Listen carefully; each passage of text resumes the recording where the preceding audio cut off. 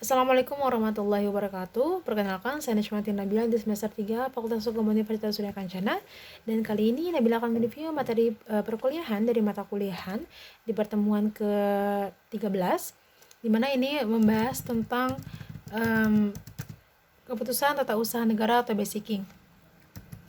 Di mana yang pertama ada ciri-ciri keputusan tata usaha, di mana yang pertama itu negara atau keputusan administratif.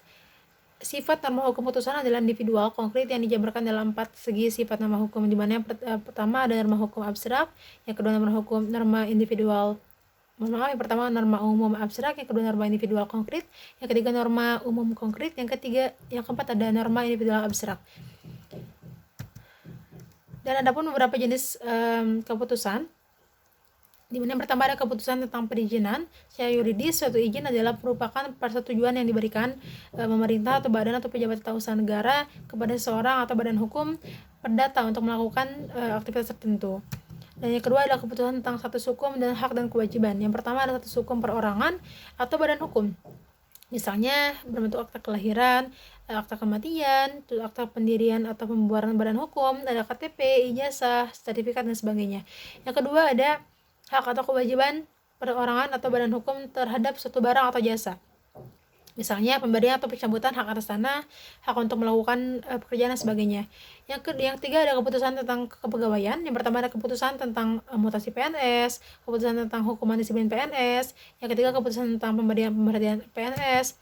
Dan ada pun 5 dampak keputusan terhadap orang sebagai berikut. Yang pertama ada keputusan dalam rangka ketentuan larangan dan atau ketentuan pemerintah. Yang pertama ada perizinan, yang kedua ada dispensasi, yang ketiga ada konsesi, dan yang kedua ada keputusan yang menyediakan sejumlah uang. Kalau tadi keputusan dalam rangka ketentuan larangan atau ketentuan perintah, yang kedua ada ketentuan menyediakan sejumlah uang.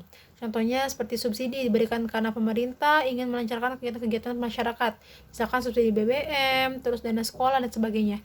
Yang ketiga ada keputusan yang membebankan suatu kewajiban keuangan, contohnya seperti pajak dan juga penetapan retribusi. Yang keempat ada keputusan yang memberikan suatu kedudukan, contohnya seperti pengangkatan seorang pegawai negeri sipil sesuai dengan Undang-Undang Kepegawaian Negara. Yang kelima ada keputusan penyitaan. Adapun jenis-jenis dari KTUN atau keputusan tata usaha negara, yang pertama itu ada KTUN perorangan dan kebendaan. Contohnya ada, kalau perorangan itu keputusan yang diterbitkan kepada seseorang, contohnya seperti SKPNS, SIM, dan sebagainya. Kalau KTUN kebendaan itu contohnya seperti sertifikat hak atas tanah, BPKB atas TNK, kendaraan bermotor, dan sebagainya. Juga ada KTUN deklaratif dan konstitutif. Kalau deklaratif itu ada keputusan yang sifatnya menyatakan atau menegaskan adanya hubungan hukum secara real sudah ada, contohnya seperti akta kelahiran, akta kematian, dan sebagainya. Ada KTUN konstitutif, yaitu keputusan yang menciptakan hubungan hukum baru yang sebelumnya nggak ada, atau sebaliknya memutuskan hubungan hukum yang ada dan jadi nggak ada gitu. Contohnya seperti akta perkawinan dan akta perceraian, jadi sifatnya mungkin yang sementara. Terus juga ada KTUN bebas dan terikat. Kalau bebas itu artinya ya dasarkan atas kebebasan bertindak.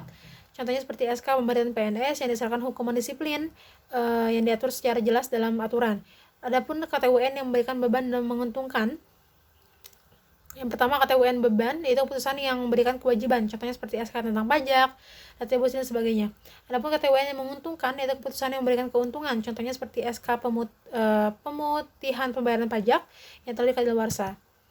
Adapun KTUN seketika dan permanen, kalau seketika itu keputusan yang masa berlakunya hanya sekali pakai. Kalau permanen sebaliknya berlakunya berkepanjangan. Contohnya untuk KTUN yang sementara itu adalah surat izin pertunjukan hiburan, surat izin pertunjukan musik, olahraga, dan sebagainya. Kalau KTUN permanen itu seperti sertifikat hak milik. Adapun membahas tentang fungsi dan aktivitas negara, menurut Utrecht, HAN ini adalah himpunan peraturan tertentu yang menjadi sebab negara berfungsi. Dengan kata lain, HAN adalah merupakan kumpulan peraturan yang memberikan wewenang kepada AN untuk mengatur masyarakat. Dan di mana perbuatan hukum AN ini merupakan perbuatan dilakukan oleh alat perlengkapan pemerintah atau penguasa. Seperti itu. Dan adapun perbedaan antara kedua antara perbuatan HAN dan bukan perbuatan HAN. Kalau perbuatan HAN itu terdapat akibat hukumnya. Terus menurut Den Han CS itu ada perbuatan hukum material ada maksud untuk melakukan akibat hukumnya, diatur dalam Undang-Undang Nomor 5 Tahun 86 tentang PT-UN, terus dan juga keputusan bersifat basicking, dan juga tidak bebas, harus berdasarkan hukum dan ada tindakan hukum publiknya. Kalau yang bukan perbuatan HAN itu adalah tidak terdapat akibat hukum, tindakannya nyata, tidak punya maksud tertentu gitu. So ada kalanya merupakan perbuatan melawan hukum penguasa, atau ada pun juga wewenang publik yang melekat pada jabatan aparat pemerintah dan diatur dan Undang-Undang 5 Tahun 86 tentang PT-UN bukan objek tata usaha negara dan juga bebas bersifat sepihak. Itu adalah bukan hal-hal yang ada perbuatan dalam HAN.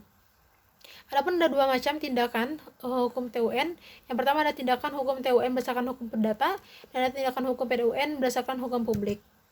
Perbedaan antara ketetapan dan peraturan, kalau ketetapan itu adalah untuk menyelesaikan suatu hal konkret yang telah diketahui lebih dahulu oleh AN dan ditunjuk kepada orang tertentu. Kalau peraturan atau material itu adalah sifatnya abstrak dan umum, artinya dibuat untuk menyelesaikan hal-hal yang belum dapat diketahui terlebih dahulu dan mungkin akan terjadi dalam peraturan diberlakukan untuk umum. Adapun juga beberapa jenis peraturan, yaitu yang pertama ada konkret, yang kedua ada individual, yang ketiga ada final. Kalau konkret itu adalah artinya objek yang diputuskan tidak abstrak, tidak berwujud. Kalau individual itu artinya keputusan UN tidak ditujukan untuk umum, tapi orang-orang tertentu. Kalau final artinya sudah definitif, tidak lagi memerlukan persetujuan atasan dan karenanya dapat menimbulkan akibat hukum. Cukup sekian untuk review dari mata kuliahan pada pertemuan ke-13 ini. Semoga bermanfaat. Mohon maaf bila ada kesalahan. Wassalamualaikum warahmatullahi wabarakatuh.